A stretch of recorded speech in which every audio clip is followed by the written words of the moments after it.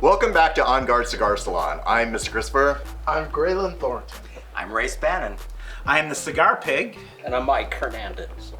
And Mike, this is the first time I've met you, but you've known these two for a very long time. You came very highly recommended. Well, that's nice. And we wanted to have you on the program today to talk about some trans issues and get a little history about you and learn how trans men have been feeling in our community, what needs to be done more, what we could do differently, and we need your help. Well, good. I'm glad to be here, and I'm glad to help out. So how do you know these two? I met Race in the late 80s, 88 or 89. I was pre-transition for me. So I was there with a couple of partners, and he came in with Guy Baldwin. The organization at the time was known as Society of Janus. Oh, I remember They that. were up here in San Francisco and LA. LA subsequently became Threshold, and Race single-tailed Guy. And at one point in time in the scene, Guy turned around and gave Race this look of just absolute impishness, and I thought to myself, I belong here. Wait, so first of all, hi, I'm Amp. But also, can we get that look of impishness just right into the camera right there? Just give them that look, like right there. Oh, yeah. He just turned around and did that. And I was like, ha, ha, ha, ha, ha. This is not all serious. I'm good. Graylin, I did work stage crew in the early 90s for every leather contest that was in Northern California. I was on stage crew, and he ran for drummer. And if Audrey ran the show, we were putting up sets and taking down sets and just working all day. You have a great memory. Oh my God. Well, 92 was my first drummer contest too, that I just started working for a drummer. Yeah. And so maybe I have met you. Probably. I look substantially different. We all do. About 30 years. There have been many incarnations. I had hair. I had peach fuzz. And, yeah, it was all good. So, Mike, just so we can sort of get a baseline of for this topic, how do you personally self-identify? And along with that, what are your kinks? I identify as gay with an exception. Okay. And I predominantly, if it involves hands, I'm there. I used to use floggers, but realized that it's easier to pack hands, and I don't leave them places. Kind of hard to lose these toys. So I'm into fisting, edging, and impact play predominantly. So, Mike, since you just, we have a very diverse audience of all orientations, all predilections, and you just said gay with an exception. Can you explain? Yeah, I have a girlfriend. My principal partner, Sky, and I have been together for 31 years. You all know the exception because she feeds the leather community up here, runs Mama Bear meals, and that's the only woman I've been involved with, the only one I plan to be re-involved with at this juncture of my life. But predominantly am interested in gay men, and that's who I play and hook up with. Okay. So you transitioned a long time ago. Can you tell us a little bit about what it was like back then, and do you think it's different now entering the kink spaces? Substantially different. I found about the possibility of transitioning at a Living in Leather conference up in Portland. And I was at an edge play workshop, and one of the presenters disclosed. And I remember being in the audience and thinking, oh shit, I've got to take a look at this and convince myself that, back then I identified as a butch dyke. The people I spent the majority of my time with were butch dykes. And I thought, well, if they're okay, I'm probably okay. And 5 of us came out of that session. 4 of us came back and circled back around and talked about it. And I went back to my oh shit moment where I can't rely on anybody else. I got to figure this out for myself. San Francisco in the early 90s, space was very segregated. So I started taking testosterone at some point in time in 91. There are guys these days who know the exact date of everything they did. The date I started wasn't important. Sure. It just, I started, and finding gay men to do things with was like pulling teeth. I'd say we need to have a conversation before we do anything. They would think that I was going to disclose that I was HIV positive. Sure, that was the biggest fear back then. Disclose that I was trans, they'd immediately freak out, backstep, backstep, and it would be, I'd either stick around and do some education or move on to the next potential victim. And for me, I was clueless. I didn't know when somebody was interested in me. The rules of engagement in the men's community and the women's community were different. Women did not touch each other. Going into the bathroom, women talk. Going into the bathroom, straight men do not talk. And now it's all about consent. You ask before you touch anybody. Back then, the way you approach, gay men approach, is you touch. She grabbed. You grabbed, you touched, Yeah. you groped. You made eye contact, there'd be an approach, and there would be immediate touching. So my first obstacle was learning to get rid of all of the defense mechanisms. So there weren't spaces that were welcoming to trans men. Gay men would play with you in private, maybe, but it required a lot of conversation. Now you've got trans guys running for contests, you've got trans guys in leadership positions in clubs and organizations. There are clubs and play spaces which are welcoming. And so my experience of what things were like in the early 90s and now is night and day. So do you think it's easier now? I think it's easier for me. Yeah, sure. But that could be because you know who you are now. and you're Well, I confident think with part of it is I got more comfortable. I figured out what I liked. And look at what I'm into.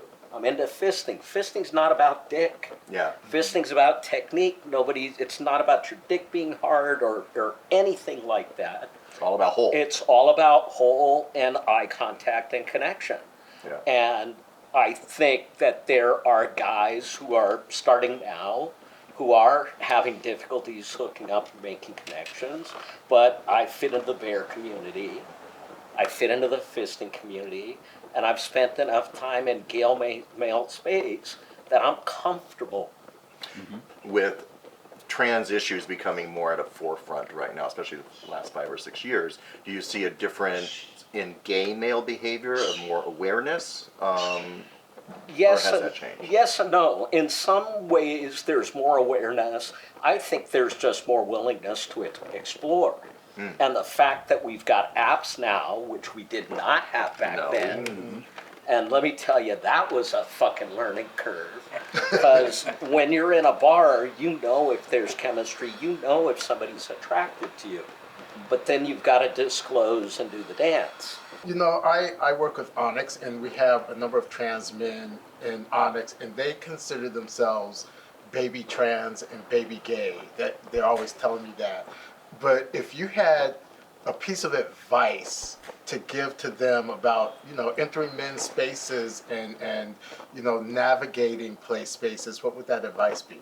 Well, there's 2 pieces of advice. The first piece of advice is take a wingman. Go with somebody who can, either you're going to start playing with them so people can see you play and approach you because of the fact that you are playing. So having somebody there certainly helps. I am far more approachable around friends. Apparently I look super cranky when I'm deep in thought. We all do, don't And I we? know That's that- a generational thing.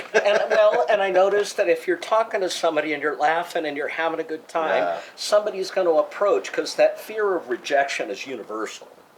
It's not endemic to being trans or being gay or anything. Everybody has a modicum of fear of being rejected, just like public speaking is a huge fear. So take a wingman, know what you like, make a date with yourself, spend time knowing your body, learning your body, what feels good, and learning how to communicate that to somebody else, because you're not going to get your needs met through telepathy. It just does not work.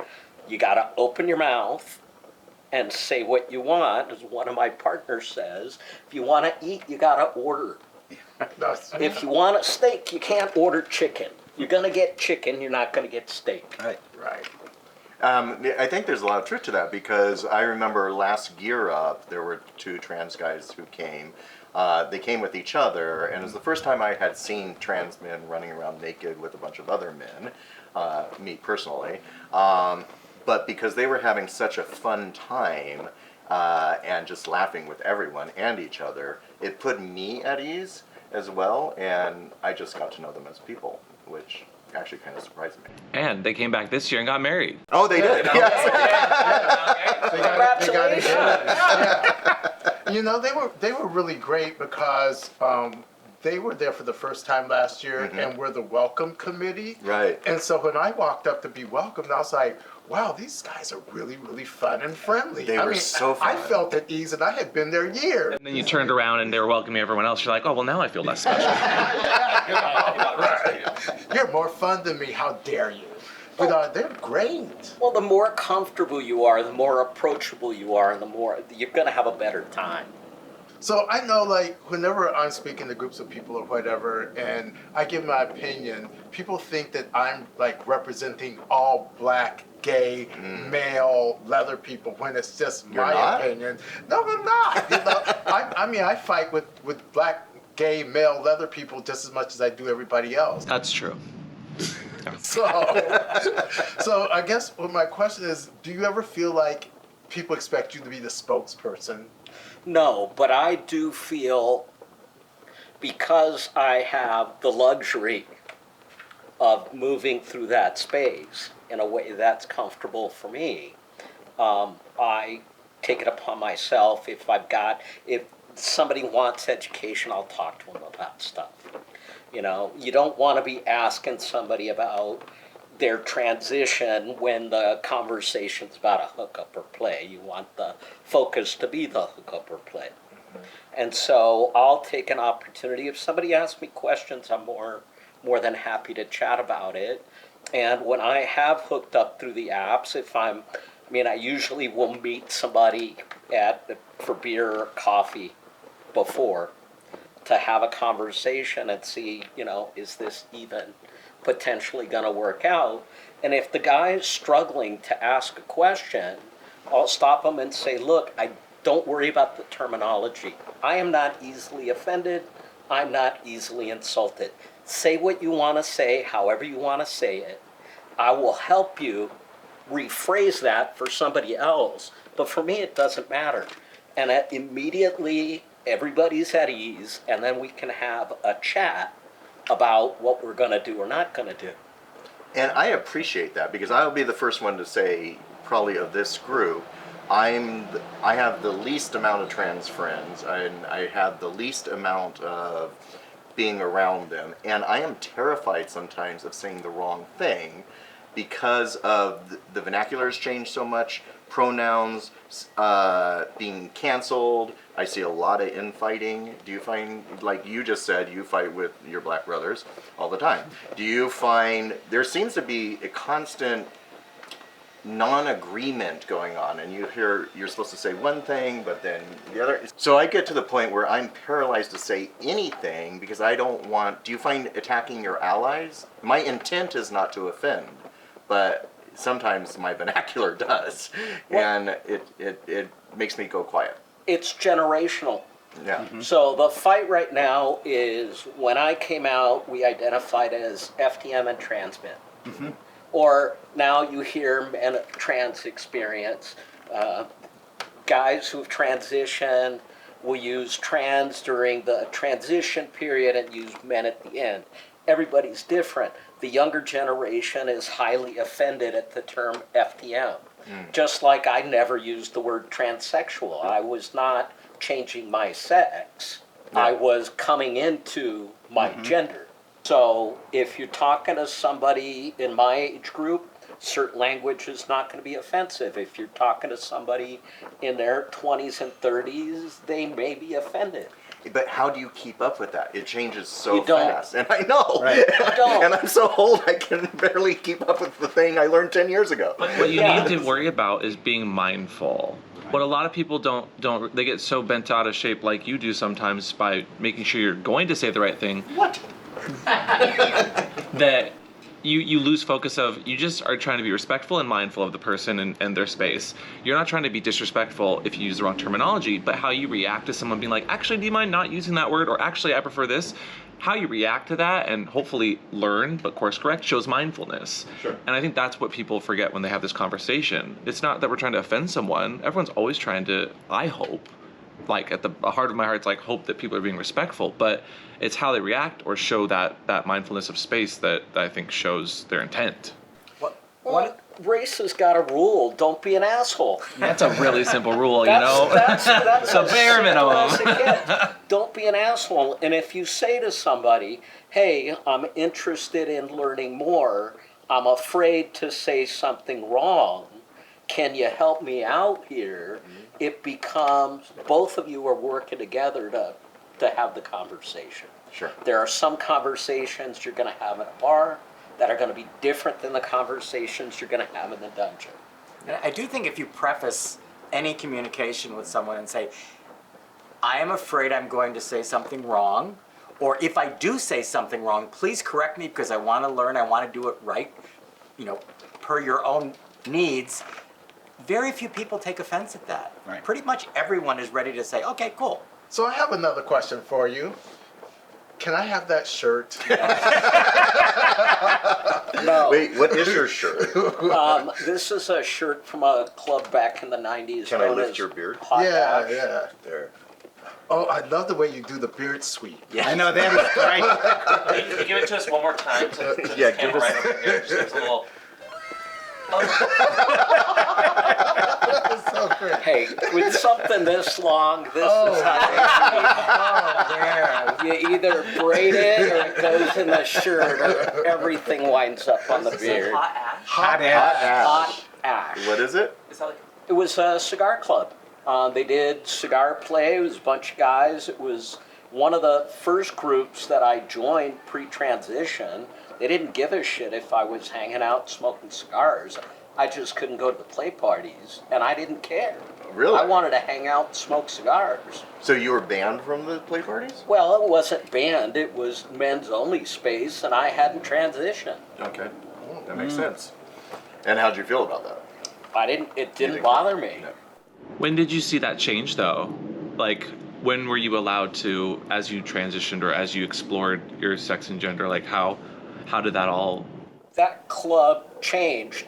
The Sling Pier was the first men's only space that I ever went to. Hal Heller took me to the Sling. At that point, I had not topped. I'd had my ass fisted. I'd had my hands in other holes, but not assholes. And so he took me to the Sling. I was nervous. Friend of his was there. He introduced us. I played with that guy and had play dates lined up for the rest of the night. Because all I had to do was shake hands, and it was like, oh. And so I basically stopped to piss, hydrate, and wash my hands, and must have played with 20 guys. Wow. And every time I went into that space, it was the same thing. And so I got comfortable and had a good time. Yeah, I miss the Sling. I miss all those. It was over on Natoma. Yes, yeah. I love that place. That place was amazing. it was? I mean, just looking at your hands now, I'm like, We're all getting a little bit horny over here, right? Okay, next question. It's like, hey, I can get out of handcuffs left-handed. Okay? and into them. And so what I would do is I would pair up with a guy with big paws. I'd be the opening act. He'd be the closing number. Everybody. Is that what People who start out the fisting party are called the opening act. Huh? The opening act is what you call someone who starts the fisting party. Yeah. The wide opening. The wide opening act. Well, here's to my big opening. I mean, forget it. Just see everyone standing around like, well, that opening act is late, so And you know what? My hands are small. I have two. And when you're done, do they give you a round of applause? I'm loving this. Oh yeah. So before we get to our next question, I'd like to thank our sponsors, Vark & Co. and Mr. S. Leather. At Vark & Co., pigs make us happy, so we want to make them happy. We have a wide selection of top brands and handmade floggers, exotic wooden paddles, and humidors for cigar aficionados. No matter how you identify, we at Vark & Co. have just the right piece for you. Because after all, we work hard to make pigs happy, because pigs make us happy. Now, it's interesting because what's your advice for people attending play spaces in terms of all different gender and diversity being at the play space? What kind of advice do you give folks?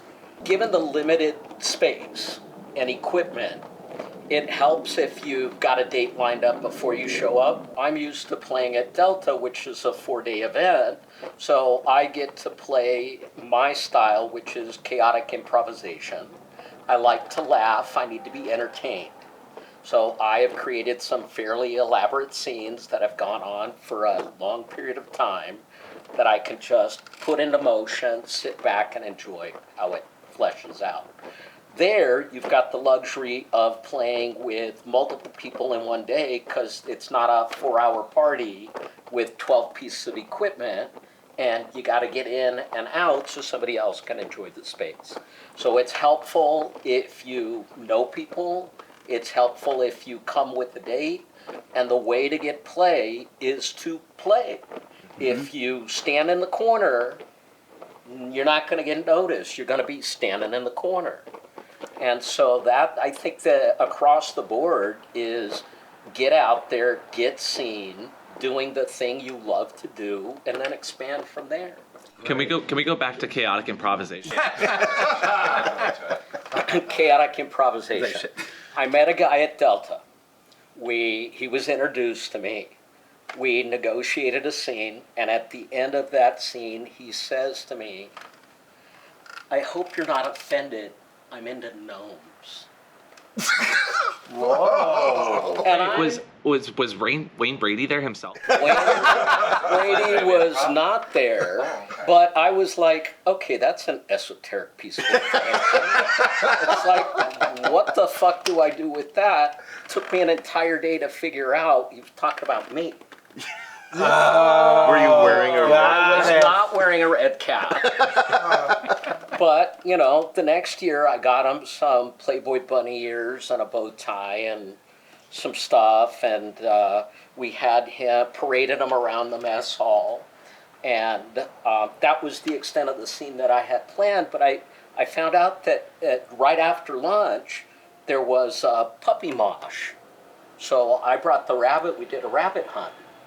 The puppies had a blast. Sure. I was highly entertained. He came back with an ear lopsided full of piss.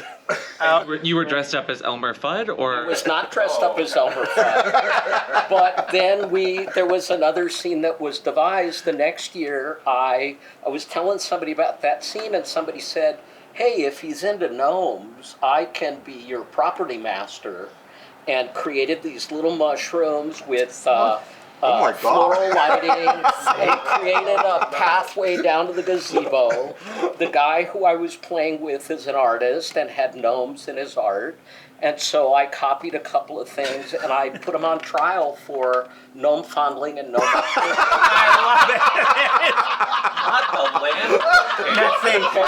Gnome fondling.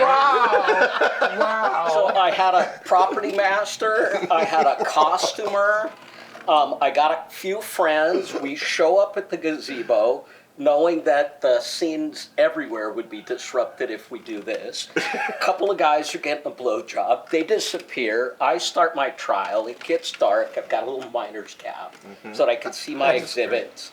And I'm asking them questions. But it's a full-blown trial. And I've got a peanut gallery, and they're all talking like this. That's great. That is Okay, great. I want to be clear to our Okay. viewers. This does not happen at all. There's- But it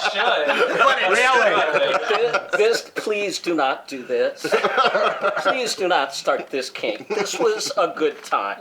Are you saying there's no way? There's no way. But you know, the lesson in that for all of us is just lighten up when you attend these things, take people from where they're at, have a good time, and if something's going on, jump in and just really play. Yeah, because if you had been offended and walked away, you would have never have had that amazing scene. The guys who were playing, who left when I started my scene, came back with play partners that they had scenes set up with, and they said, Mike Hernandez is doing something, and we gotta go watch. We're not sure. So the trial lasted for about an hour. We had a PSS. We had I'm not sure what that is. It's piss play recess, obviously. Duh. recess. We had a PSS. One of the guys there was an attorney, so there were immediate appeals and decisions coming back and forth. That's great. So his character witness disappeared. I had made a passport that had hanky colors. He rolled Dungeons and Dragons dice to figure out how much of which thing was going to happen. We all walked up to the upper dungeon, and I swear to God, 9 of us came in, and the only thing I could hear was absolute silence. Not enough space. We turned out, we walked out. The guy running the taxi started calling where we were wound up playing Keebler Central. I love it. Yeah, this got very elaborate. Keebler. It got very elaborate. There were a lot of people involved. The next year I came to the uniform party and I created a Homeland Security. Homeland Security. I created a coat of arms. So it just, That's if you're great. gonna play.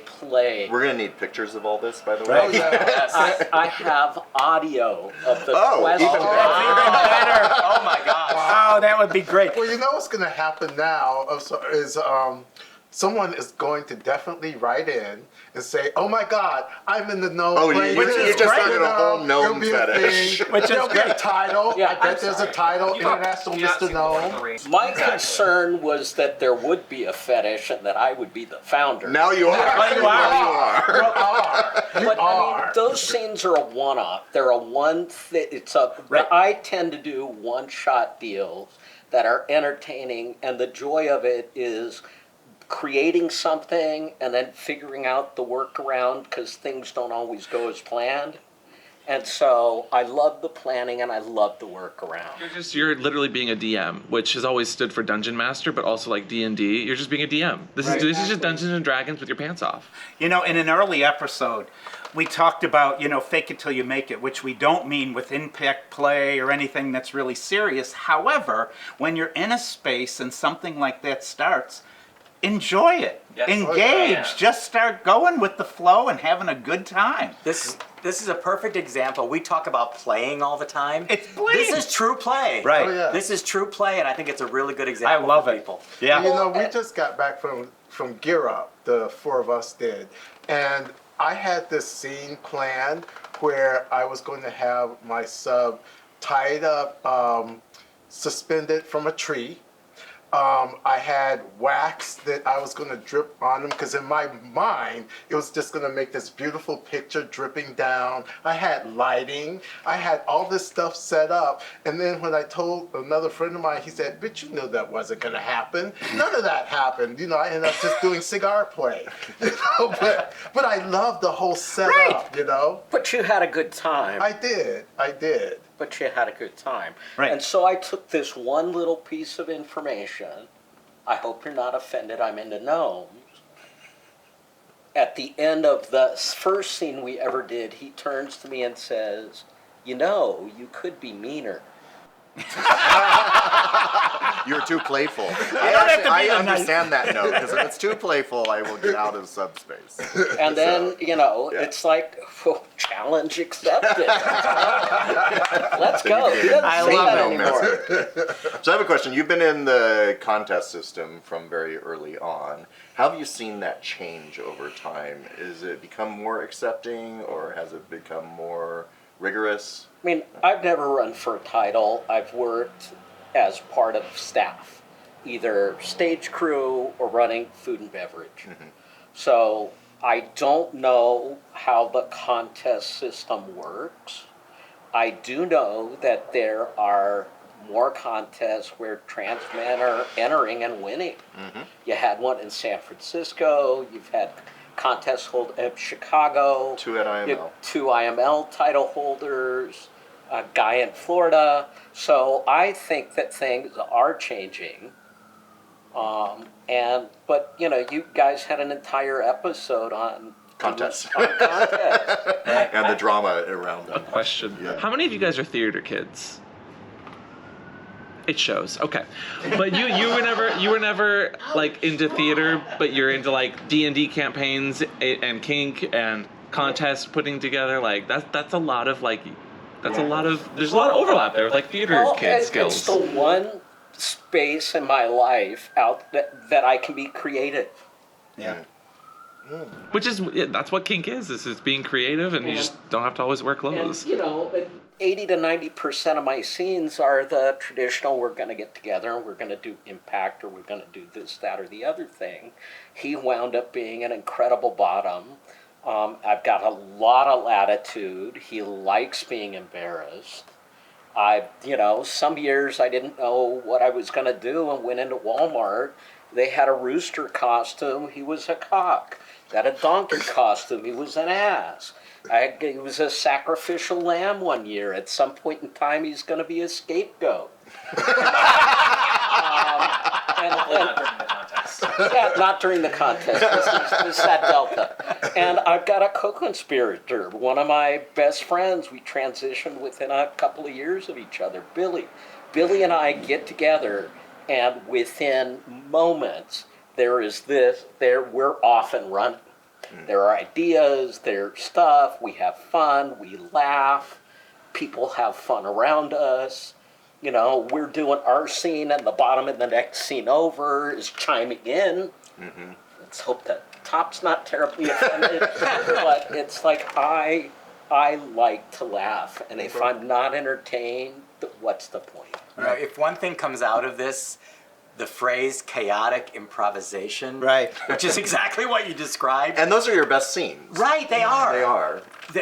In the moment, connection, chaotic improvisation. That is, I will always attribute it to you now. Thank you. Oh, yeah. But it is a great phrase. And it took me 20 years to figure it out, but now that I figured it out, I'm running with it. Nothing stops a scene quicker than no. Right. Yes, and if you're Exactly. taking anything from improv, it should be having fun, whether it's scenes, whether it's putting together a kink weekend or a contest. But like, what comes to mind when Daddy's asked about the contest is like the one question we always get, which is, are trans people allowed at this thing?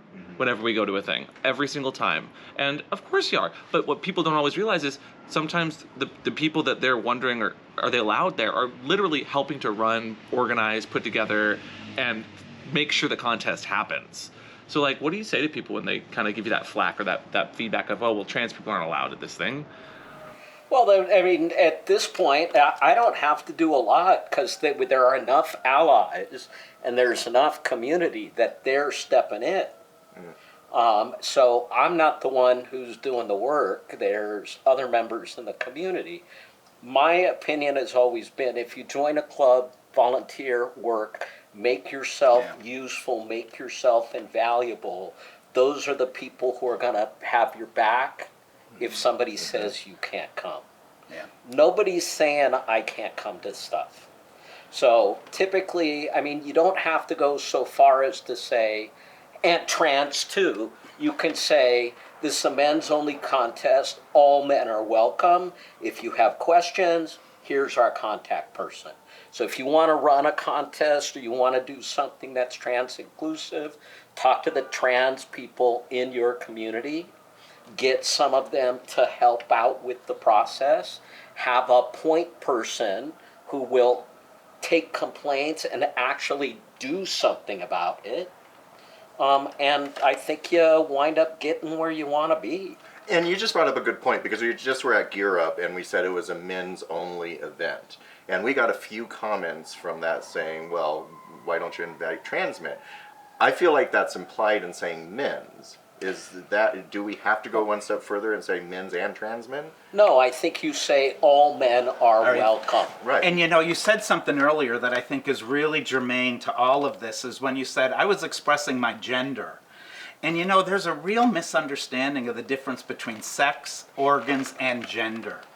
And I think a lot of people don't think about that someone's gender has nothing to do with physical attributes. Gender is not a physical attribute. It is what you are. And when you said early on in your transition that at that time, it wasn't as common, and I was really just expressing my gender, if people just think about that and understand the definition of gender, I think that question wouldn't be asked as much. I think it's a level of misunderstanding or misinformation. I agree. I wonder though if saying all men are welcome is an age thing, because I work with a lot of younger people in my club, and they list everything. So I'm like you, I say, well, it says all men are welcome, but in our verbiage we say including trans men, femme men, these men, they list it all. Here's the problem, is the second you say men and trans men, Awful. you're now, trans men are different than men. Right. Okay, but it also puts it out there that this space is inclusive for you. Right. So I think if you've got language and you've got the support of the community and somebody can reach out to and says, hey, I saw this is who I am, can I come? You say yes, the word's gonna get out. Yeah. Do we, in those instances, how do people, if they see the wrong verbiage used, how do you correct someone or a group or a bar? Do you just approach them nicely? What does that interaction look like? Because so many people, I think, get bent out of shape in a wrong way when they get corrected, even when their intent might have been just to be inclusive. Kind of like this right here again. That's me. I think for me, I'd go up to the organizer and say, what was the thought process, or what was the process surrounding this verbiage? Why did you select this verbiage? What was important for you about the process? And then you talk about how the way something got phrased could be misconstrued. Right. And you have a genuine conversation that's not adversarial. Mm-hmm. Right. I think once you're pissed off, walking that back gets challenging, but you're not going to effectuate change by constantly butting heads. Exactly. And one thing with all that listing, and I'm not saying people shouldn't do it, this is just my thought. Oh, I say people should. I know. Well, but I think it's almost comes off as pandering and people don't realize it. Men are men. And if you say, it's a men's event and men show up, they're men. But maybe we're in a transition period. We are. So to speak. That we need to articulate specifics to make sure everyone knows they're welcome. At some point, maybe we will say... Well, and we are in transition, and I think we have to get there because, again, gender is very different than all these other physical attributes. And once as a community we're able, and it isn't to understand it and say people aren't understanding, but where we really internalize that, just be what you are, take people where they're at, and don't assign things to them that you think in your head. Well, and look, I'm getting my needs met. I'm polyamorous, I've got 3 relationships, I'm hooking up, I'm having more positive experiences than negative experience. I'm not going to be as triggered by language. Yeah. Somebody who's just starting out and is struggling to be accepted in a space is going to feel differently, and their level of offense is going to be different. I like it when guys come up to me and say, I'm into trans men. I know other guys who are like, I'm being fetishized, I'm being objectified. Just like you were talking about in one of the early episodes, the articles at the end of Drummer looking for black guys. Yeah. Right. Oh, And yeah. that was very offensive to you. You wouldn't play with that person in a million years. Right. The bottom line is, how do you feel after that statement was made? If you feel bad, if you feel fetishized and objectified, don't hook up. Yeah. I appreciate the information. Yeah. Good. No, I That's love good. being fetishized when it's me initiating it. You know, like if I'm in mid-play and we start using language that other people might find offensive, then that makes me even harder and makes me even want to go more. I mean, again, we were at a play party recently, and it was loud in the room because people love to talk in play spaces these days. However, Oh, you never do that. Oh, you are silent as a church mouse. Look at the camera when you say that. Yeah. I love that. but you know, I'm used to, with the men I was playing with, we're used to using language that would freak other people out. So I had to whisper it, and then he couldn't hear it because other people were talking. So I'm like, yeah, you want your black daddy, don't you? I'm sorry, Graylin, we couldn't hear you over here. What did you say? So, you know, but you know, so I actually love that, but I want it to come from me and for it to be organic and just sort of grow that way. And I think that again, mindfulness. It's intent, mindfulness, respect. Well, as we all know, we always say there are no stupid questions. However, what is the stupidest question you've ever been asked? I don't think it's stupid. I think it's naive, and it comes up a lot. Uh-huh. And it's typically from men who are smooth, who want to know if taking testosterone will make them hairy. Oh, Really? Yeah, and just so everybody knows, hair is genetics plus testosterone. Yeah. If you are cisgendered, I hate the term, non-trans man, and you take testosterone, too much testosterone aromatizes into estrogen, Right. which is why bodybuilders get gynecomastia. They call them bitch tits. Bitch tits, right. So your balls are going to shrink, your body's going to stop producing testosterone, you're going to produce estrogen. If you don't have the genetics, there's nothing you can do to get hairy. Can I ask, and this comes from not offended, I'm not looking to start any drama, but I'm just curious, like, why don't you like the term cis? It's one of those, I have an issue with language. This whole thing about quiet quitting is not quitting. You're doing your fucking job. If you're doing your job, you haven't quit. Cisgendered is one of those terms that some academic use to be able to explain someone who is assigned male at birth, born male, assigned male at birth, to create a shortcut to convey a concept. It's used negatively. It's taken on a negative connotation. A lot of my friends are men who are not trans. And it's like, why? I don't know. I have an issue with the whole male privilege thing as well. Because when I started transitioning, the women were all upset. I was in that community. I was run out of that community because I had male privilege. Well, you know, I didn't transition and suddenly have $100,000 in a bank account and get a platinum American Express. And as a man, if you've got a gap in a work history or you leave something off the resume, the assumption is you were in jail. Right. If you're a woman and you've got a gap in work history, the assumption is you went off and had kids.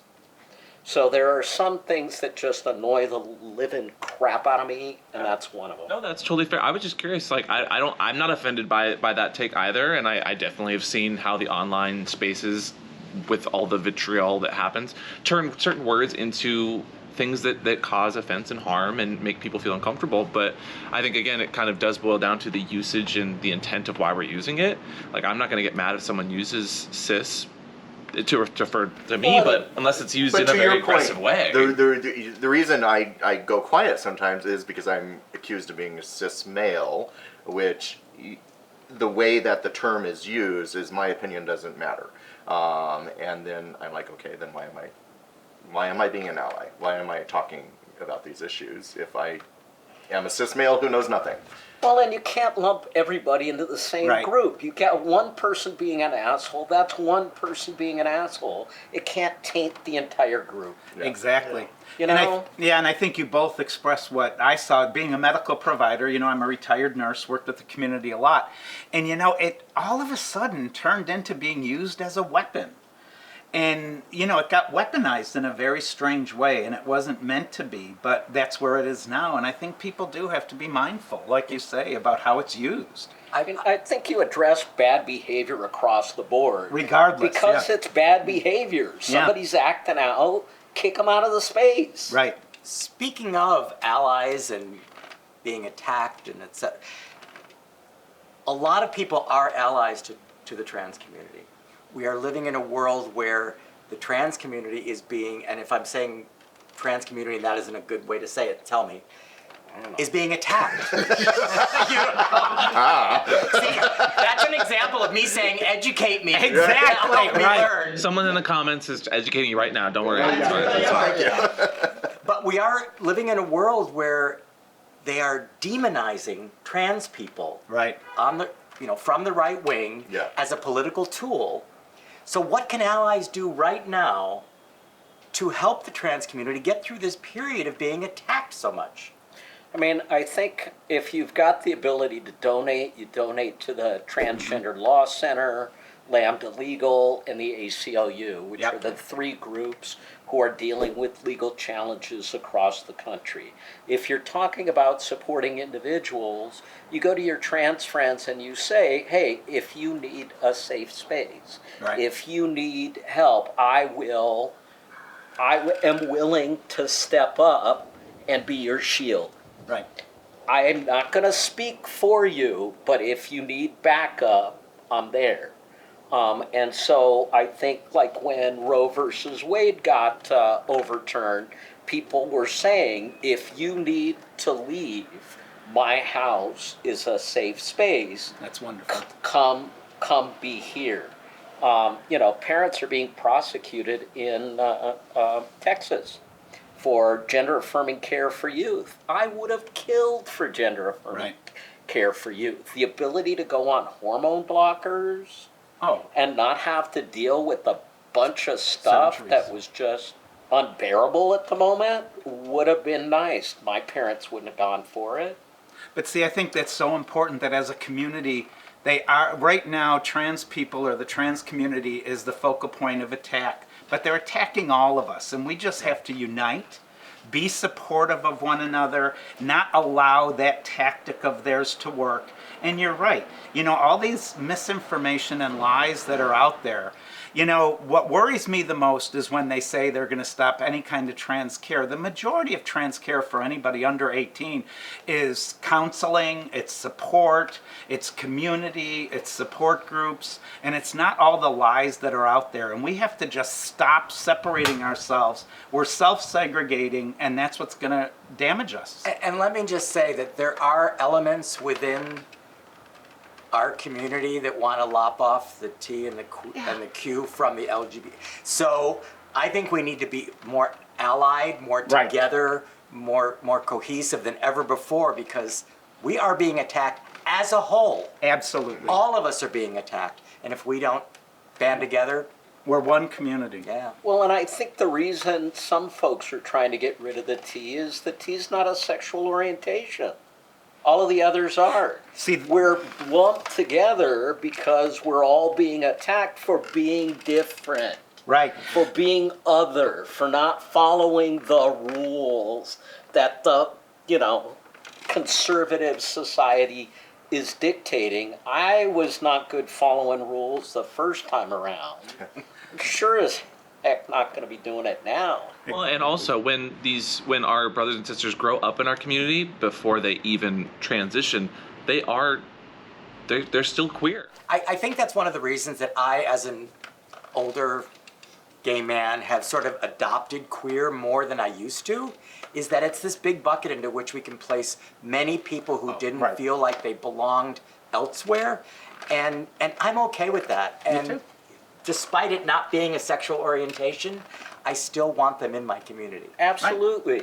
Tony DeBlas was one of the first men who was very vocal and very out there. I still have the email from him trying to get us, for it to be okay for men like me to be in men's only space. And he started that at IML in 97 or 98, trying to get us into Chicago Hellfire. And what he did was he'd introduce us to a Chicago Hellfire member. That member would be very excited, would offer to extend an invitation. And then it was like, well, I can't go. What do you mean you can't go? I'm trans. Oh, backpedal. After Tony died, Peter Fisk took up the mantle, and there have been plenty of other men, but the guys that I know are Peter and Tony. Yeah. And if it hadn't been for them, I don't think that things would have changed. I don't think we'd be where we are. It took a long time to get here, but things have gotten better, things are getting better. And, kink is about having a good time. Right. Well, you brought up Delta earlier. Wasn't Delta one of the first runs to admit and welcome trans men? Yeah, they were. Were there any runs that were a holdout and didn't for a long time? Mm-hmm. Are we not naming them?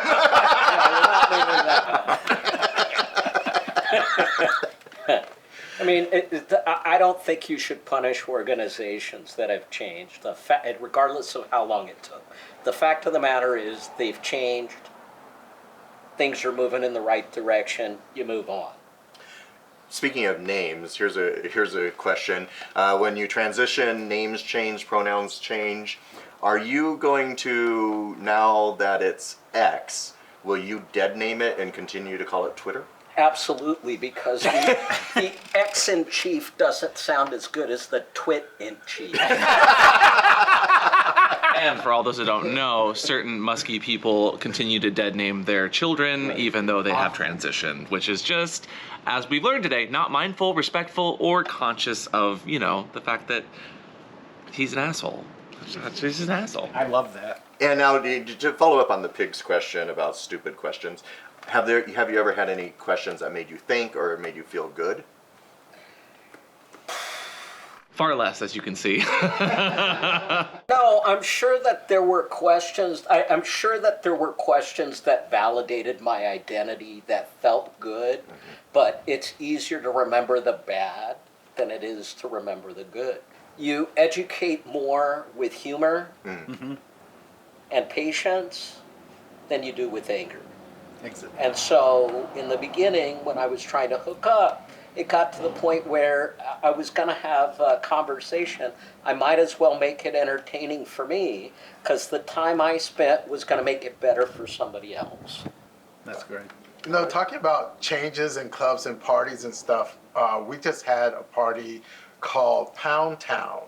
And part of that party is Blue Bailey, Stephen Ferris, runs this contest that he calls the America's Best Bottom Contest. And this year, a trans man won. And the way you win that contest is you have to do a talent. And this guy had Talent. those long balloons that you make animals out of. Yeah. He had those balloons and he was working them in like both holes, and the audience just went nuts over that. That's great. And I just thought, 5 years ago we wouldn't have been able to do this, but now the whole audience is just into it, and the poor cis men are over there bouncing on dildos and no one cares. But the trans man is working those balloons. I love it. Oh, that's great. Actually, talking about humor, so I have a little game for you. Of the cast members here of On Guard, the game Fuck, Marry, Kill? Who would you fuck, marry, or kill? Yes. Oh all of you at different times. They're not mutually exclusive things. First you fuck, then you get married, and eventually somebody gets killed. We've all seen plenty of those cases. So you're just not going to pick. You know? No. I mean, look, the bottom line is I've got 2 very long-term relationships. I'm not married yet. So Okay. do the math. Good answer. Good answer. Nobody has said anything that is kill-worthy. So it's fuck. Great. Fuck. Yeah. Well, but we're back to your hands now that you're talking about. Right. So, I love that. I have only taken a fist once. I have friends who will bring me guys who want to be fisted, who've gotten close, who haven't. And the goal in those situations is not to get in. The goal in those situations is to have a good time and feel good and stop when it's not feeling good anymore, because you're going to want to do it again the next time. Mm-hmm. We'll talk. I mean, fisting is so mainstream now. It's like Yeah. everybody's just fisting away. Every time I turn on X, Twitter, someone's just, punching their assholes now. I've got the benefit of 30-some odd years of experience, and it's one of my favorite things to do. Well, great. I think I'm going to call time on this. Thank you so much. I have learned a lot. I know everyone else here has as well. If people want to reach out to you, or how can they reach you? I'm on Recon. Okay. I'm on Scruff and Grinder and Ass Pig. All of them are Chef, the number 2, and the letter B. That's great. That'll be on the screen below. Are there any projects you'd like to plug? Yes, I'm involved with the Bear History Project. Les Wright and a group of guys are collecting bear history, all genders, all races, everybody who's got something to contribute. We're on Facebook as Bear History Project. There's also a FTM leather discussion, FTM Leathermen and Friends, also on Facebook and Discord. Okay, great. So if you want to reach us, you can go to onguardsalon.com. If you want any of our merch, which we are not wearing today. Oh, actually I am. You are. You can go to safewordshop.com. If you like what we do here, please leave a comment down below. Please hit that subscribe button. We're up to 7,000 subscribers now. Wow. Which is amazing. Also, I just want to make a little note that we do have a new audio system, so hopefully we know that the last few episodes have been terrible audio. We know that. We've been trying to fix it, and we're working on it. So thank you for sticking with us. But Mike, thank you so much for coming on today. great. You're Really welcome. I had a appreciate it. really good time. Thanks, guys. Good. And with that, we will see you guys next time. Bye.